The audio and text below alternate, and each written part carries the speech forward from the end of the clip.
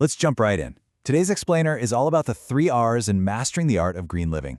It's so easy to look at the state of the world and just feel completely overwhelmed by the sheer amount of waste we produce. But what if I told you the solution isn't just about massive global policies? What if it's actually about small, structured habits? We're diving into our source material today to see exactly how everyday choices make a massive, measurable impact. To really wrap our heads around the gravity of this, we need to look at a number, and it's a startling one right from the text. Everyday plastic items, things we use for literally a few minutes, can take up to 1,000 years to decompose in a landfill. 1,000 years! That single-use water bottle you grab on a Tuesday? Yeah, it's going to outlast you, your kids, and generations after them. It's a pretty staggering reality check about convenience. But we've got to contrast that harsh reality with a vision for a cleaner future. Looking at Unit 3, Green Living from our sources, we see awesome initiatives like a green classroom competition. This is where students are actively raising awareness, shrinking their carbon footprints, and just using resources way more efficiently. It totally proves that when a community bands together, changing our trajectory isn't just a pipe dream, it's entirely possible. Our agenda for today is simple. We're going to cover 1, the Green Challenge, 2, the first R, reduce, 3, the second R, reuse, 4, the third R, recycle, and 5, a collective green effort. Starting off with Section 1, the Green Challenge. The sheer volume of daily waste we generate is just massive. Our sources frequently point the finger at single-use plastics and bottled water as major culprits. Because these items break down so incredibly slowly, they just sit there, filling up landfills, releasing harmful gases, and completely depleting our planet's natural resources. And all of this adds up to a growing carbon footprint that seriously threatens our environment. So how do we actually tackle this? Well, the source text lays out a highly structured, 3-tiered hierarchy of green living.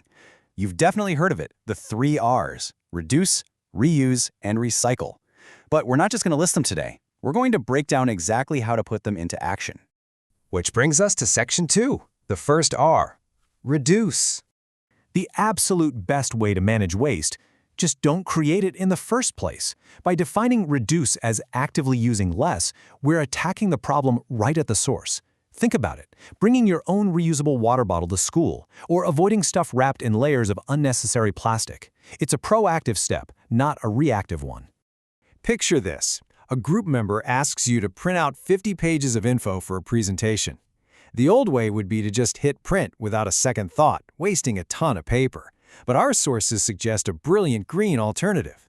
Just use your smart devices and digital files to read and take notes. With that one simple switch, you're literally saving trees, energy, and the water it took to manufacture all that paper. Moving on to Section 3, the second R, reuse. This is where we step in and give things a second life. Reusing just means finding a new purpose for materials instead of immediately tossing them. The text gives a fantastic, super practical example for students. Instead of chucking paper that only has ink on one side, just flip it over. Use that blank back to scribble down your rough notes or drafts. Students featured in the source material actually sent in some great everyday examples of this. A student named Hai mentioned that instead of grabbing new plastic bags at the supermarket, he packs his groceries in the store's leftover cardboard boxes. Brilliant, right? Another student, Huang, says he washes out his plastic takeaway containers to store leftover food in the fridge, basically proving that last night's takeout box is today's Tupperware. These are such relatable, hands-on habits, and by adopting them, we're actively keeping everyday household waste out of overflowing landfills. It ensures that valuable materials aren't just used for a quick 20 minutes and then lost to the earth forever. Next up, Section 4, the third R, recycle. Recycling can feel a bit like magic, but it definitely requires us to participate actively. Instead of burning or burying old newspapers, cardboard, and plastic bottles, recycling centers take these materials and transform them into brand new products. But, and this is a really big but, it only works if we do it right. Improper recycling can literally ruin the entire process. Listen to this cautionary tale from a student named Bin in our text. He says, "When I started recycling, I made the mistake of putting some plastic takeaway containers with some leftover food into the recycling bin. The next day, the whole bin was contaminated, so all the recyclables were taken to the landfill instead. Heartbreaking, right? Just one unwashed container ruined a whole bin of good intentions." So, to avoid making Ben's mistake, the source tells us exactly how to sort things out.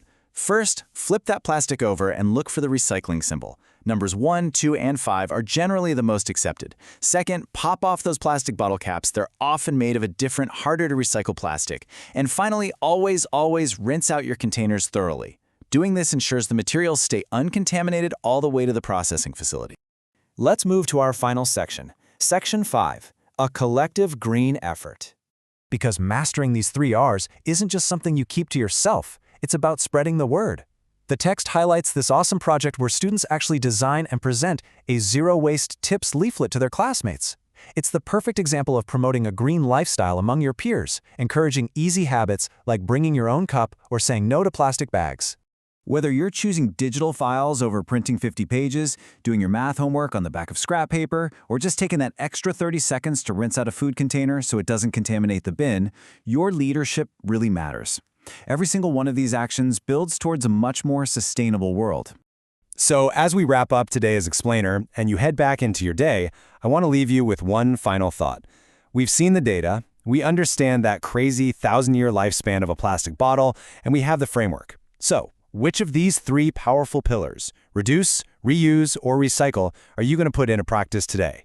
The Green Challenge is entirely in your hands. Thanks for exploring this with me, and I'll catch you next time.